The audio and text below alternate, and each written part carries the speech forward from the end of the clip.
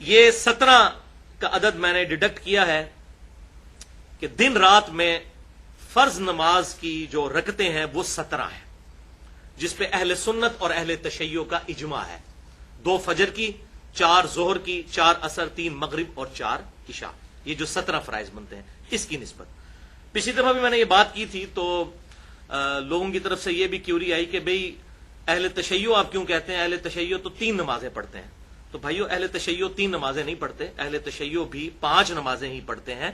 وہ نمازوں کو جمع کرتے ہیں، ظہر اور عصر کو جمع کرتے ہیں اور مغرب اور عشاء کو بھی جمع کرتے ہیں۔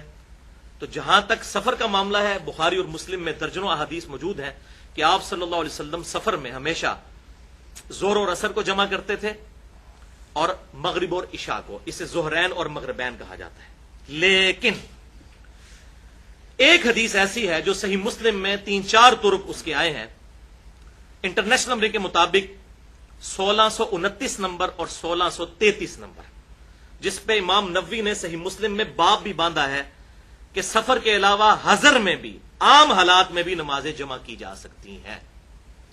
لیکن یہ اہل سنت کے لوگ چھپاتے ہیں کہ وہ کہتے ہیں گھاٹے نہ فٹ ہو جائے، پھر تو شیعہ سے دلیل پکڑیں گے۔ بات اہل سنت اہل تشیع کی نہیں، بات امام کائنات سید الاولین والآخرین شفیع المذنبین رحمت للعالمین سیدنا و مولانا امام اعظم محمد رسول اللہ صلی اللہ علیہ وسلم کی مانی جائے گی۔ فرقہ واریت کی لعنت کو چھوڑیں، فرقہ واریت کو 3 طلاقیں دے کے 4 تکبیریں پڑھ کر دفنا دیں، تب یہ باتیں سمجھ آئیں گی۔ تو میں نے نمبر بتایا صحیح مسلم 1629 1633۔ ابن عباس رضی اللہ تعالیٰ عنہ کہتے ہیں کہ نبی صلی اللہ علیہ وسلم نے ہمیں مدینہ شریف میں بغیر خوف کے، بغیر بارش کے اور بغیر سفر کے ظہر اور عصر کی نماز جمع کروائی۔ پہلے 4 فرض ظہر کے پڑھے، پھر 4 عصر کے جماعت کے ساتھ، اور پھر مغرب اور عشاء کی جمع کروائی، 3 مغرب کے فرض اور 4 عشاء کے۔ اب جب یہ انہوں نے بات کی ابن عباس رضی اللہ تعالیٰ عنہ نے، تو ظاہر ہے کہ آگے سب کے لیے پریشانی تھی۔ تو یہ حدیث جو تابعی بیان کرتے ہیں وہ ہیں سعید ابن جبیر رحمت اللہ علیہ، المتوفی 96 ہجری۔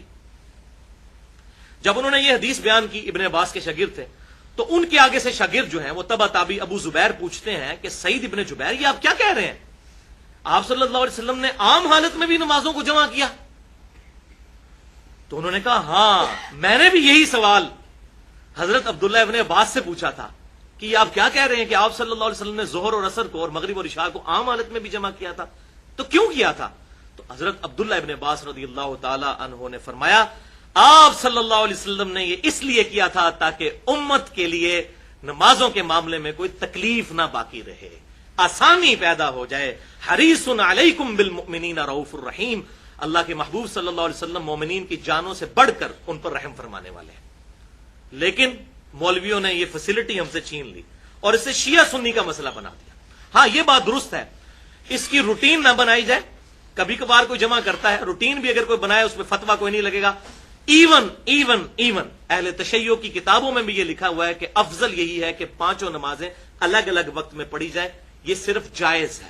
ہم بھی یہی کہتے ہیں، افضلیت یہی ہے کہ 5 نمازیں الگ الگ وقت میں پڑھی جائیں، لیکن اگر کوئی ان کو جمع کر لیتا ہے، فجر کو الگ پڑھتا ہے، ظہر اور عصر کو جمع کرتا ہے اور مغرب اور عشاء کو، تو یہ بالکل اہل سنت اور اہل تشیع کا اس پر بھی اجماع ہے۔ یہ میں نے حوالہ اس حوالے سے کلیئر کر دیا کیونکہ یہ کافی سارے اس پہ کامنٹس لوگوں کے آ رہے تھے، میں نے کہا کہ اسے شروع میں ہی میں کلیئر کر دوں۔